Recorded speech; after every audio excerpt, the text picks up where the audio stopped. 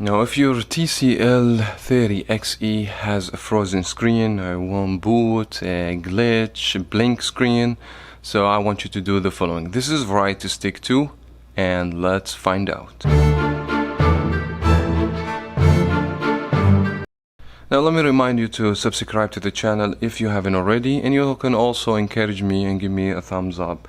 Now this might happen to you, especially by downloading some third-party application. The phone, sometimes you get to the point that freeze, it has only a black screen, or the phone doesn't respond and doesn't do anything. I don't want you to panic. We want to try this first before you consider taking the phone back or take it to the warranty, etc. So here's what I need from you. To press only the power key and hold. You're supposed to do this for 11 seconds. So let's just go ahead and do it. Only power key.